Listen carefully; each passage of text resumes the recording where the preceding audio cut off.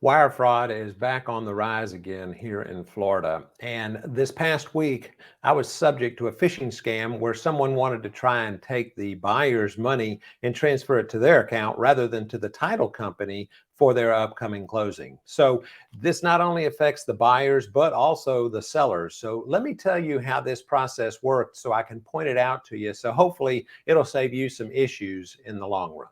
Hello, it's Mark Boehmig, Michael Saunders and Company, and in this channel, Living in Lakewood Ranch, we cover all the areas around Lakewood Ranch, from Sarasota up to Bradenton, and from Anna Maria Island down to Siesta Key. So let me share with you what happened with me just the other day on a transaction that I have going for a new construction where the title company, what I thought was the title company, was sending me an email requesting some information. So let me show you the wire fraud email first, and then I'm going to show you the real email from the company so you can see the difference. So if you see this right here, Cassandra Grassman is a title agent with Suncoast Title Company. And it says right here, hello, please provide the buyer's contact information, phone number, and email address so that we can request the necessary information for the particular property address. Thanks in advance for your assistance. Now, typically, we get those emails at the beginning of a transaction. So all the paperwork has been filled out. The title company reaches out to the buyer's agent requesting that type of information. You send it to them so that they can contact the buyers so that they can get how they're going to be processing the funds and all those kind of things, so they can get their name and address and put it all on the title work. Well, this email came in about 4 or 5 days before the closing, and that kind of struck me as odd. And I thought, why would they be sending me this? This should have been done 2 months ago when we did the initial contract. So I picked up the phone and I called Cassandra and I said, Cassandra, why did you send me this email? We should have been way past this point. She said, I didn't send you any email. And I thought, oh my gosh. So then I got to looking at the email more closely. So if you look here, it has her name, which is her name, and all of this is legit. But let me show you a real email from her. So this is from Cassandra. All of this is exactly the same. The body of the email, all of the signature line and the wire fraud alert and all that kind of stuff was copied from her email platform, or however she sends out her emails, and then the shyster put it into their email.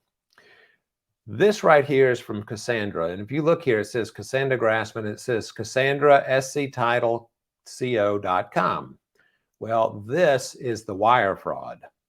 And it doesn't say Cassandra. It says Grassman at SC, and then it spells it different, TITILECO.com. So they've changed it just a little bit, which would be very difficult for anybody to pick up.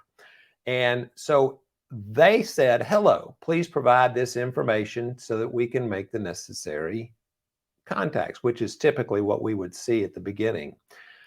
But as you can see from here, it's almost identical when you look at the email itself. So how do you keep from doing that? Well, I'll tell you. What you need to do is, before you ever wire any money, you pick up the phone and you call the person that is requesting it. And how do you know if you're calling the right person? Well, I would suggest Googling whoever the title company is for that particular office, calling in off of the number that's on their website, and then asking to speak to the title company.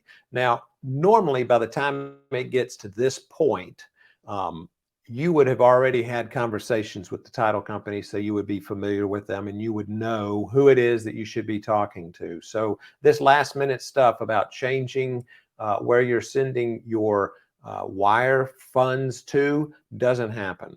So I would always caution people, always check before you send the wire. Pick up the phone, call them, make sure it's correct. Now, the other thing is let's say that this was a resale transaction, and let's say that it doesn't matter who you have, the buy side or the sell side, or if you have both, and the scammer gets in there and the buyer wires the funds to the wrong account. Well, you would think, well, it doesn't matter to the seller because they didn't get their money taken, but it does matter to the seller, because what if the seller has already moved out?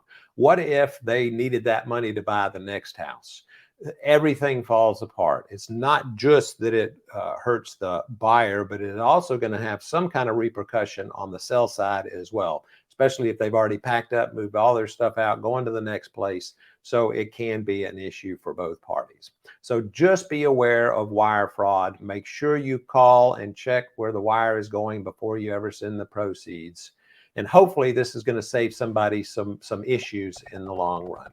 If you got value out of this video, just click that little subscribe button, ding the little bell every time I put on a new video. You'll be notified. And if you find yourself coming to the Lakewood Ranch area to look for a property, or if you happen to live here in Lakewood Ranch and you're considering selling your property, I'm going to put my contact information below so that you can reach out.